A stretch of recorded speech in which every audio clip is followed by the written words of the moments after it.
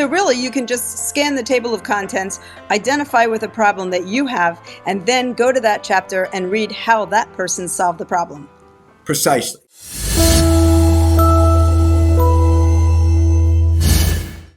Hello, it's Robyn Levin back with another episode. And today, my guest, Dan Steininger, is an exceptional entrepreneur. He was a recovering lawyer, which he will soon explain. And most important, we're going to find out about his brand new book. So let's welcome Dan. Hello. Thanks, there. Robyn. Thanks, and appreciate the time you're taking to interview me. Absolutely. Dan, this is exciting. It's not every day that somebody writes a book and publishes it. So tell us about Conquering Your Mountains, Solving Problems Through Innovative Leadership.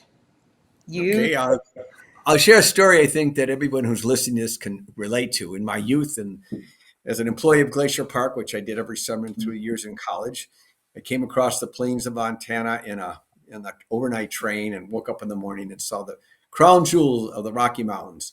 And it's spectacular. But I think all of us and all your listeners can react to the fact that we all know about Lewis and Clark. They weren't quite as excited about the Rocky Mountains as I was because they had to get over those mountains to get to the ocean. And if they hadn't happened on the Sacagawea, by the way, a woman who navigated those mountains with them, we would not have California, we wouldn't have Oregon, we wouldn't have Washington as part of the United States. So what has that got to do with me or your listeners? Well, all of us in our lives have challenges and problems that come our way almost every day. And how do we solve it? We solve it through creativity and innovation. And that's what led to writing the book, which is based on some columns I had. So there's the start and how it relates to everyone listening today. Okay, and speaking of columns, Dan is an award-winning columnist with the Milwaukee Business Times, and I would imagine some of your stories may have come from the articles that you've written over the years? Absolutely, and let me just share with the listeners why the column is called Innovate or Die. After a golf round with some high-level executives, we were having lunch, and one of them had been the senior vice president at Kodak. And of course, I couldn't resist asking, whatever happened that we no longer have Kodak moments? Yes. And he explained that in a meeting called by the CEO, had set aside the entire morning to discuss this team's, the young team's investigation of digital photography. And and Kodak by that time had already gotten many of the patents on digital photography.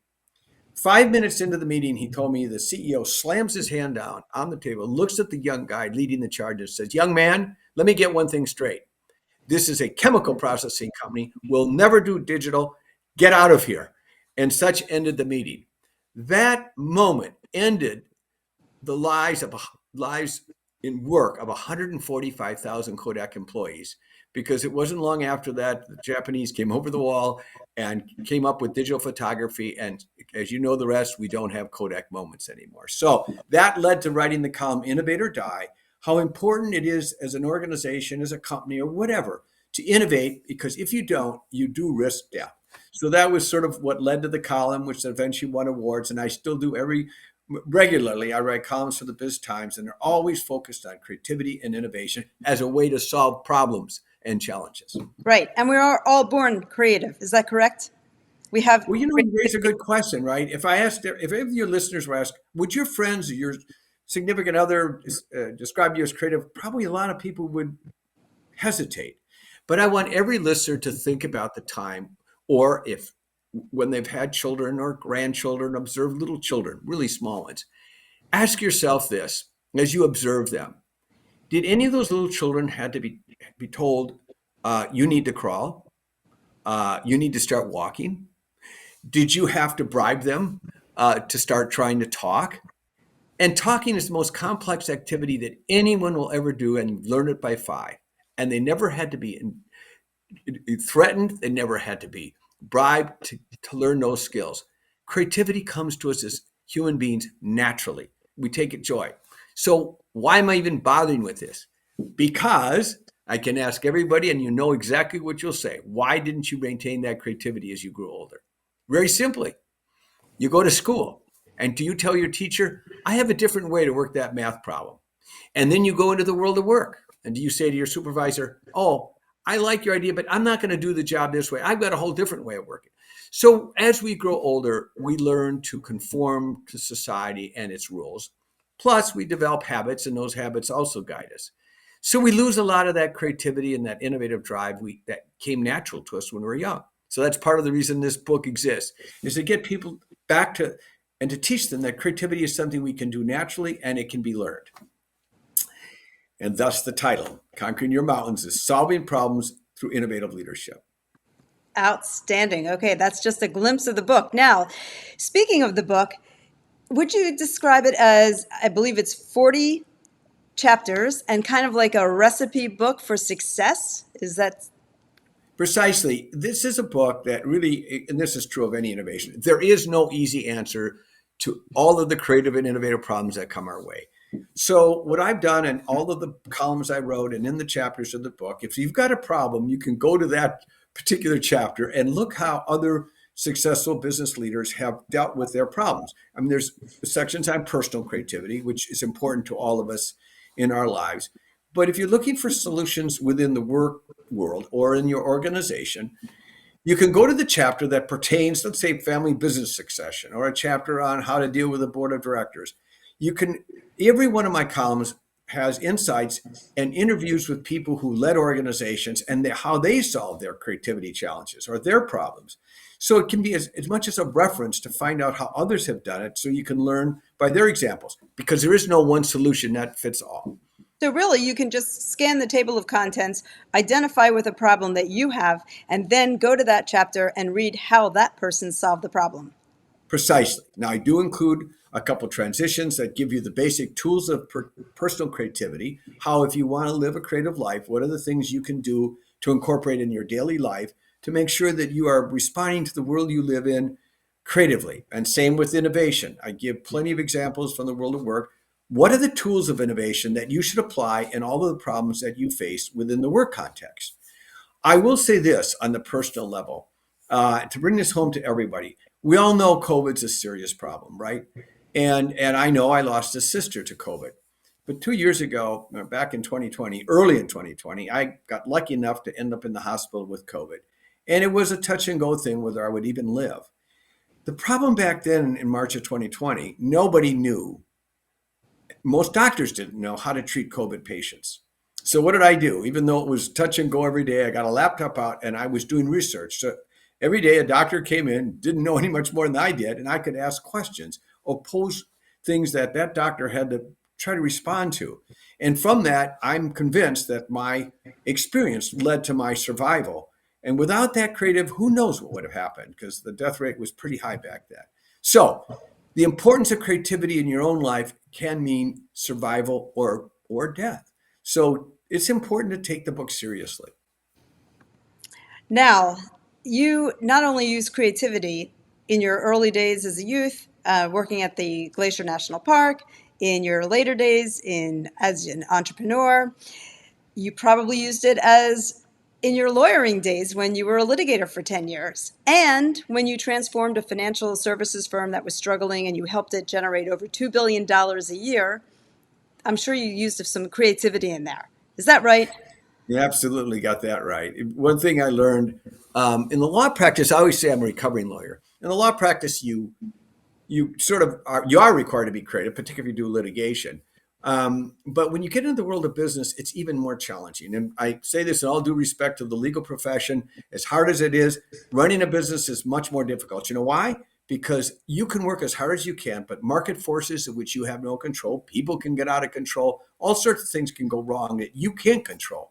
That's why innovation and creativity comes so important in the world of business. And that's why I focused my column on this, because this is about helping organizations survive and grow despite the challenges. And I might add, if any of your listeners does not have a problem or a challenge that comes their way, they should consider themselves lucky if they don't need the book. But for the rest of us mortals, unless, of course, you're Steve Jobs or Elon Musk, then you're such a creative genius, it comes to you naturally. All right. Now, you also have some creativity that runs in the family. Your grandfather, as I understand, was a very successful mayor for over 25 years. In fact, he was featured on the cover of Time magazine. Tell us a little bit about him, and how did you continue his legacy? Well, Daniel Hone was the mayor of Milwaukee in the last century and as you said, for almost 25 years.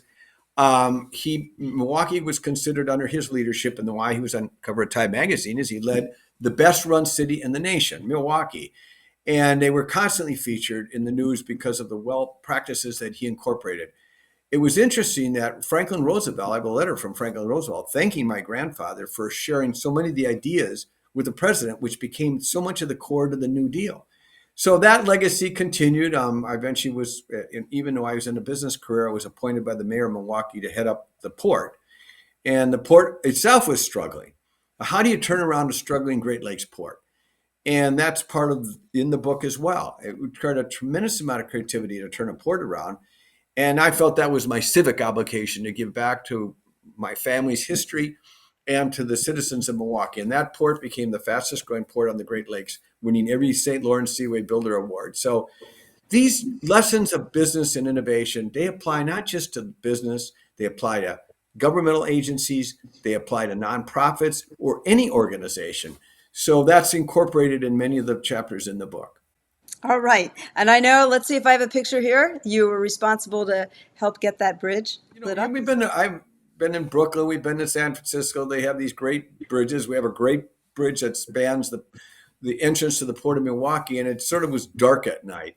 So I lined up a cruise of young millennials and said, why don't we do something? And that became it took 3 to 4 years and $3 or $4 million of fundraising to light that bridge. And now it does sound and light shows. It was spectacular. When the Green Bay Packers win, sorry if you're not a Green Bay Packer fan, it'll light up with Green Bay Packers or Milwaukee Bucks colors. It honors people. It's honoring the Ukrainian people right now with colors, sound and light. It's become and what a great tribute to Daniel Hone, who unified the city behind his leadership.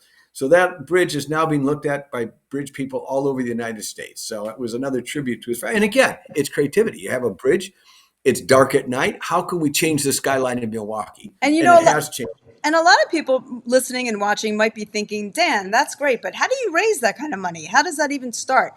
And it starts with an idea, right? You have a vision, you have an idea, and then what do? You find the right people to make it happen?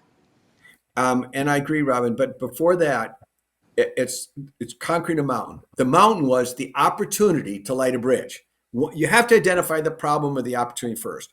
Once you fully understand that, then the creativity problem. Well, what do we do about it? How can we do it? What should we do to make that dark bridge look beautiful? And that led to looking at creative ways to light it. And that in turn led to, well, that looks exciting. Maybe we can line people up to start to contribute. One of the things we came up with is a website where anyone wanted a light bulb on that bridge, a LED light bulb. They could pay $25 for the light bulb and write a dedication to friend, family, whomever, and it would appear on the website. We raised a lot of money that way because people go, I can always go over the bridge and say, hey, one of those light bulbs is mine or my family. So yeah, it was a heavy lift. You kind of crowdfunded lighting up a bridge in Exactly. grandfather. How creative is that? Yep, and he wouldn't know what crowdfunding was back in the day. So. But I'm sure he knows. He probably feels the lights and sees them. You got that right now. All right, so Dan, you are no stranger clearly to doing things off the beaten track, let's just say. So you did a little stint in Kenya, and when you told me when I was pre-interviewing you that you actually helped kids that were in just had no access to the education, and you even helped one of the students draft the Constitution. Is that, I've got a picture here to show you guys. Dan in Kenya, a few years ago. There you go. Yeah, so that's my soccer team. Right. I was in the United States Peace Corps. I didn't just head off to Kenya, East Africa for the fun of it. I didn't even know where Kenya was when I was accepted in the United States Peace Corps. And so, yeah, I was assigned to a school in upcountry Kenya, very poor rural area. Most of my students didn't even have shoes. The diet was pretty poor. And I was speaking in they could speak 3 languages, our local dialect, Swahili, which we as Peace Corps volunteers were trained to, and then English. It was a boarding school. We had these kids 24/7. And most of them all said, well, we want what you Americans want, cars. And I'm like, sure, you're going to have cars. You don't even have shoes. What do you do with cars? And guess what? I said, but if you study hard, someday you will have cars. Well, I went back a few years ago. And those same students greeted me when I went back to the country to give a speech to a 5 Nation conference. Guess what? they had become business owners. They become university professors. And one, sure as Robyn has said, became the governor of a province. And in the process, he helped draft the Constitution of Kenya, which has allowed that country to grow, and the progress has been dramatic. Who would have known from those days in the bush country of Africa that those students would have done what they did with their lives? So there's something to be said for that. And I look back at that with great pride. And it was great to see those students, how they've grown and become such contributing members of society in that country. And there's no stopping you, for sure. Now, let's just fast forward to today. You started BizStarts. Just tell us very briefly what that is. Okay, and everybody who's listening, who's ever thought about starting a business or wants to run or be their own boss, as they say, where do you go for help? What's the problem? Where do you go for help if you want to start a business? Who's going to train you to be an entrepreneur? Who's going to give you the basics? Who can coach and mentor you? There's really no real source in the United States, even though we're known for great startup businesses, where you can go for help. So I founded BizStarts, and it's an organization. It's a 501c3, because entrepreneurs, when they start businesses, rarely have any money, where they can go for help. And we put them through a boot camp. They get a little certificate. Then we give them coaching and mentoring every step of the way as they grow and succeed in their businesses. And believe me, if you've ever started a business, and of course, Robyn, you are an entrepreneur. Yes. I don't know who you talked to before, but you by nature are an entrepreneur. But however large the organization I was running, I could always hire consultants to get advice and help. Well, if you don't have a lot of money because you're starting a business, who can you go to for help? So we do that, and I'd like to scale that nationally, because there's such an important need in our nation to start businesses, because as we all know, that's where most jobs come from. Facebook, think about it. Facebook, Microsoft, Amazon, those are all startup businesses.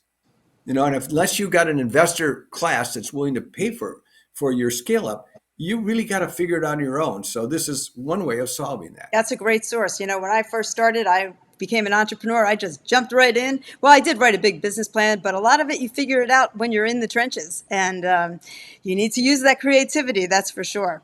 And you think need bold. people to talk to about the problems. Well, I'm thinking of doing this. What do you think of this? But who do you talk to? Who can be Right. your mentor?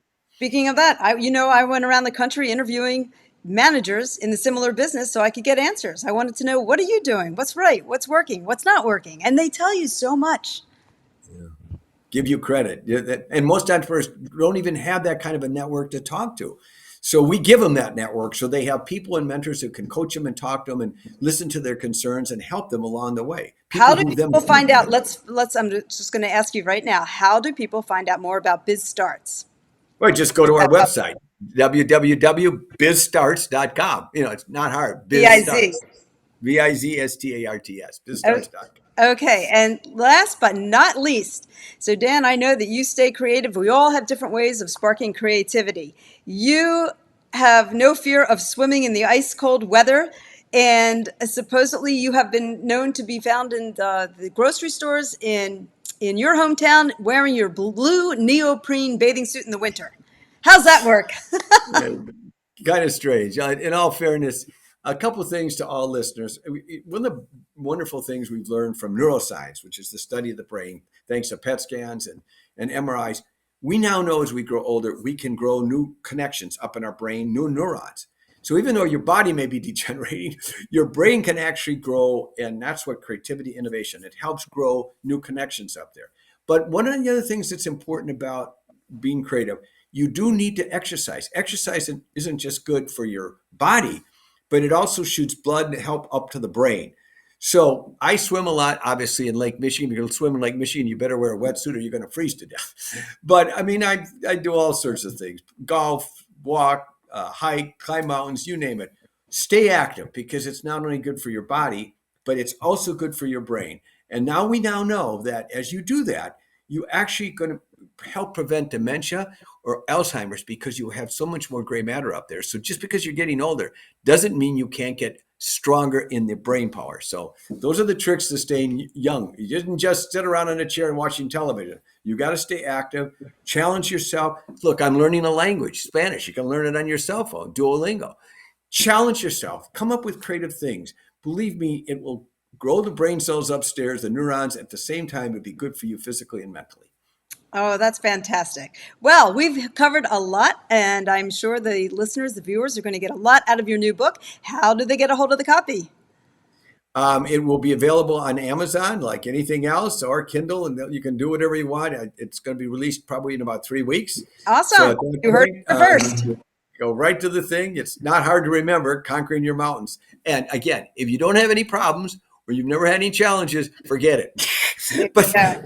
you consider yourself very lucky. But if you've got challenges and things you want to take on, or you want to live a little more creative life, or see how others have done it, that's a great book for you.